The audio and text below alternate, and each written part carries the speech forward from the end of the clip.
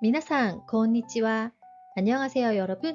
오늘은 일본인의 성씨와 호칭에 관해 학습합니다. 오늘 학습을 통해 여러분은 일본인의 성씨와 호칭, 명함 교환 매너에 대해서 이해할 수 있고 일본인의 손짓과 몸짓 문화에 대해 이해할 수 있게 될 것입니다. 그럼 함께 학습해 볼까요? 일본인의 성씨와 호칭에 관해 알아보겠습니다. 일본도 우리나라와 같이 성과 이름 순으로 표기를 하며 히라가나, 카타카나, 한자를 모두 사용합니다. 외국인의 이름을 표기할 때에는 성과 이름 사이에 가운데 점을 넣어 성과 이름을 구분합니다. 일본은 약 30만 개의 다양한 성씨가 있습니다. 왼쪽 사진의 도장타워 보이죠? 다양한 성씨를 도장으로 만들어 놓은 것입니다. 디지털 시대에도 일본은 아직까지 공공문서나 계약 시 사인이 아닌 도장을 직접 찍는 문화입니다. 이렇게 다양한 성이 있어 일본인끼리도 처음 만나서 인사할 때 한자로 된 성씨를 어떻게 읽는지 물어볼 정도입니다. 일본에서는 결혼을 하면 남편이나 아내의 성씨 중 하나를 따르도록 하는 부부 동성제도입니다. 보통 아내가 남편의 성씨를 따르는 경우가 대부분입니다.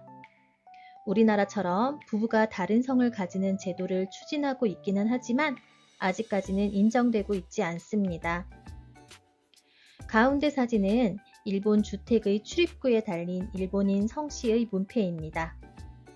가장 오른쪽에는 일본의 대표 성씨가 있습니다.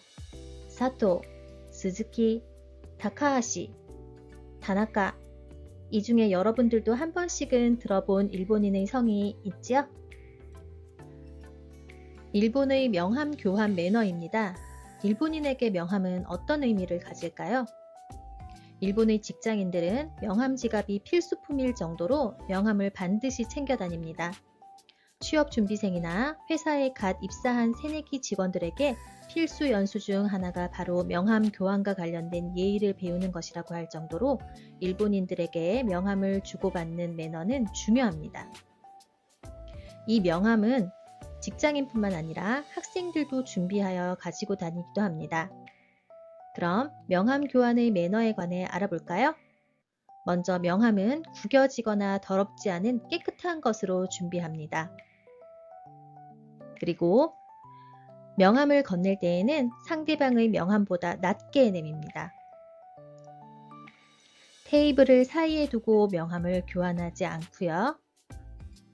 명함을 교환한 후에는 받은 명함을 바로 지갑에 넣지 않고 회의 중에는 책상 위에 가지런히 놓습니다.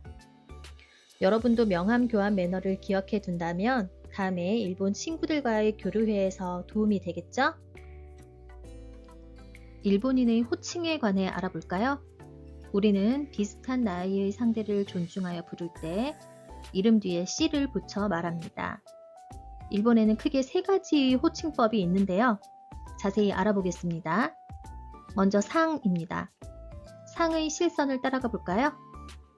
가장 일반적으로 쓰는 호칭으로 성이나 성과 이름에 붙인다 라고 되어 있네요. 상은 우리말로 누구누구 씨로 해석하여 높임말의 느낌을 줄 수 있지만 친한 동료나 학생들끼리도 사용합니다. 다음 짱과 쿤인데요. 먼저 짱부터 볼까요? 짱은 상의 친근한 표현으로 주로 성인 여성과 어린아이에게 쓰지만 친한 남자나 가족, 반려동물에게도 사용합니다.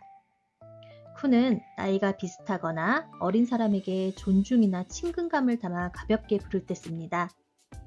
이 짱이나 쿤은 일본에서 친한 호칭으로 자주 쓰이지만 우리말로는 해석하지 않고 이름만 부르는 것이 자연스럽습니다. 일본인의 손짓과 몸짓에 관해 알아보겠습니다. 언어가 아닌 손짓이나 몸짓으로 자신의 의견을 나타내는 것을 비언어 문화라고 합니다. 어떤 행동이 어떤 의미를 나타내는지 같이 알아볼까요? 첫 번째, 자기 자신을 가리킬 때 일본은 두 번째 손가락으로 얼굴의 가장 가운데인 코를 가리킵니다. 우리나라는 보통 손으로 가슴을 가리키죠? 두 번째, 일본은 식사 전 양 손바닥을 맞대고 이타다키마스, 식사 후에 고치소사마라고 인사합니다. 그리고 다른 사람에게 부탁을 하거나 사과할 때도 두 손을 맞댑니다.